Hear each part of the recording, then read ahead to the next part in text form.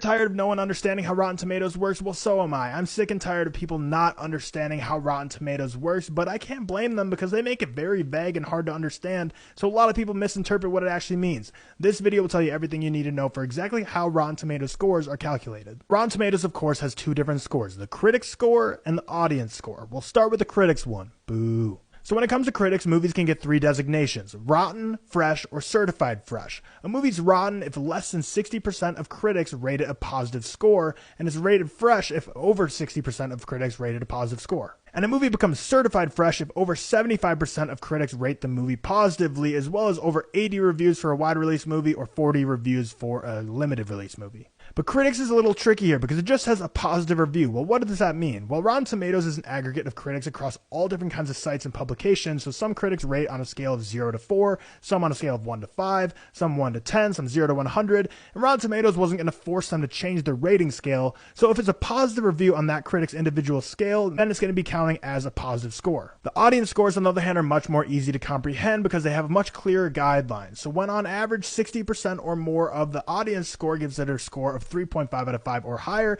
it'll get that fresh popcorn bucket. If less than 60% of the audience rates it 3.5 or higher, then it is going to be a tipped over popcorn bucket or a rotten score for the audience side. So that means a 3 out of 5 is a negative review for the audience. It has to be a 3.5, 4, 4.5, or 5 out of 5 in order to be a positive contribution to the Rotten Tomatoes score on the audience side. So what that means is if 10 people review a movie and give it a 3 out of 5, then that movie is a 0% on Rotten Tomatoes from the audience. So using Babylon, for example, this means 57% of critics rated this movie a positive score, and 52% of the audience scores on Rotten Tomatoes rated this a 3.5 out of 5 or higher. What this absolutely doesn't mean is that translating to like an IMDb score, 52% does not mean it's a 5.2 out of 10. It just means 52% of people like the movie 3.5 out of 5 or higher, and 57% of critics like the movie. So that means that looking at like something like Avengers Endgame that's very positively rated on both the critics and audience side, this does not mean this is a 9.4 out of 10 caliber movie from critics or a 9.0 out of 10 caliber score from audience. It means 94% of critics like the movie,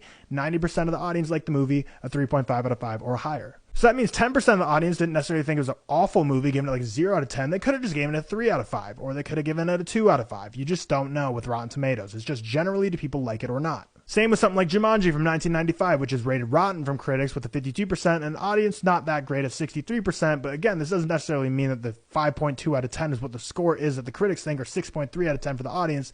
It just means that's the percentage of critics and audience that liked the movie versus didn't like the movie. A lot of people you've seen say Rotten Tomatoes is garbage, Rotten Tomatoes is worthless, which is absolutely horse crap. That's not true. Rotten Tomatoes is valuable because it'll tell you something like Gran Turismo, which is in theaters now. 59% of the critics like the movie, 98% of the audience liked the movie. Now, is this saying that 98% means it's a 9.8 out of 10 or that people liked it more than Avengers Endgame? No, it just means that this movie is very inoffensive, which it is, and it's just generally a movie that people are liking when they see it. So Rotten Tomatoes is a great way to gauge, is this movie generally liked or is this movie generally disliked? Which then usually means that movies that are very highly rated on Rotten Tomatoes are probably playing it very safe and aren't taking many risks. But at the same time, if you're just looking for a movie that should likely be a home run for something that you're going to like as opposed to hate, looking for a high Rotten Tomatoes score might be the way to go. Whew, okay, so we all understand Rotten Tomatoes going forward, right? We can put this to bed.